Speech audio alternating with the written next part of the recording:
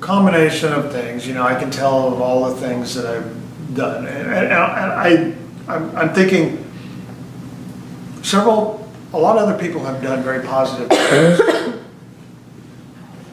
that are from a research standpoint or purely biological. Mine is a little different in that enforcement usually deals with the negative side of things. Okay? We're out there to ensure people are complying with the regulations, whatever they have been as established.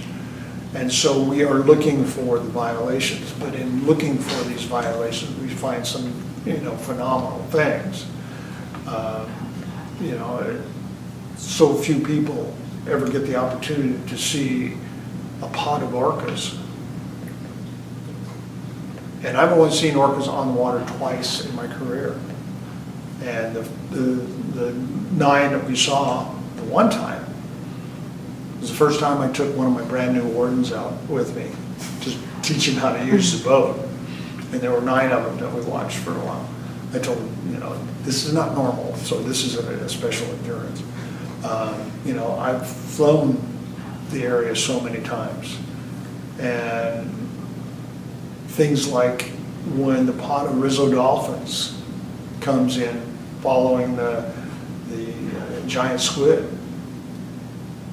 and you see 300 or so dolphins from the air that are in a feeding frenzy. It is a phenomenal sight. These are the things that people don't get to see from land because you're out there and you've seen on the boat. We've gone out to check the albacore fleet out at Pioneer Seamount, and on the way out there we had dolphins surfing our bow wake for hours. Those are the kinds of things that are intrinsically valuable that you don't forget about, even though you're focusing on making sure that the people that are out there engaged in issues involving consumptive use on the ocean and in the bay, that they need to comply with the regulations. So there are things like that I can point to, that are values and experiences that people will never have that opportunity to see. And I mean, we had 2 minke whales one time coming up there. We were working a 110-foot patrol boat up off of Eureka one day, and these 2 minke whales are coming right at the boat like torpedoes. And then at the very last minute they turn away. I mean, you can't repeat that kind of stuff. It just doesn't happen. And so to be out there when things like that happen is just an amazing situation. So.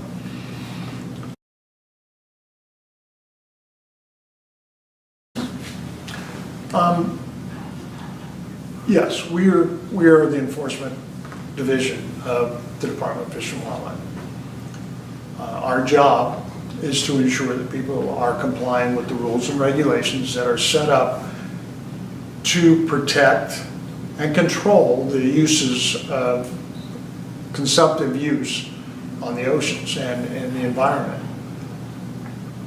It's negative from the standpoint that we're stopping people from doing something that they want to do.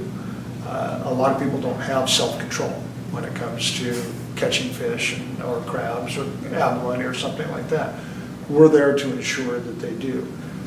We also get the positive spin on that when we do find people in compliance and we get more and more people to buy in on the regulations there to protect something that they really enjoy.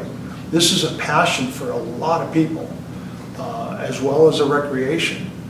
And they are basically coming into a situation where they are part of the solution, and you gain compliance with making sure that they understand what the rules and regulations are, and they want to comply with them. 90% of the people will do the right thing if you give them the right information. And so that's another aspect of the job, is to get that word out there that, hey, these are what the regulations are, and these are why. Explain to them why. Once you explain the why to a lot of people, they do, in fact, want to help comply and make sure that they can continue with their passion, their recreation, and pass it on to their kids and grandkids. It's a very positive thing. The Marine Protected Area process, I have been involved with that since 2002. It was the most wide-sweeping change of regulations and regulatory issues involved in ocean fishing in my lifetime. And it's been a very difficult road. But what we have seen is people understand that the Marine Protected Areas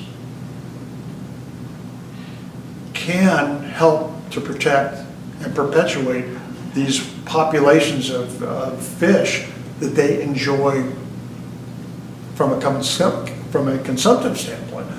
They enjoy going after salmon and rockfish and so on and so forth. And to set aside areas that either protect the habitat totally or allow for moderate take in reasonably good habitat was a hard sell right at the beginning. But after we were able to get the word out with the help of the sanctuary and with the help of a lot of non-governmental organizations, getting the word out to people as to why we need these things and how we are making a difference. And then on top of that, the research that's going along to show that this was a positive thing. This will in fact help to perpetuate those species well into the future. And that's the plan, is we don't want to see anything get diminished or go extinct. And that's why I've done what I've done for 40 years, is I want to make sure that that continues on, because that's the right thing to do for everybody and for the resources themselves. The resources are what our focus is. So from that standpoint, that's what we're going to do. You cannot script that. You can't do it. It happens when you're least expecting it. The first time I saw orcas, all I saw was this. I'm driving a boat, I'm going, what the heck was that? I'm watching, I saw it again, I'm going, what the heck was that? And then I thought, oh, I'm seeing dorsal fins coming right at me. So I took a hard left, got out of their path, and stopped the boat and just waited for them to go by. And then I was able to confirm, because I wasn't able to confirm until I actually saw them go by me. But this was 6 weeks ago where we saw that pod of orcas, and phenomenal experience. I told Rich, I said, be very careful how you explain how you had such a hard day on the water today to your wife, okay? She may not want to hear how much fun you had. And it is. I mean, no 2 days in 40 years have ever been the same.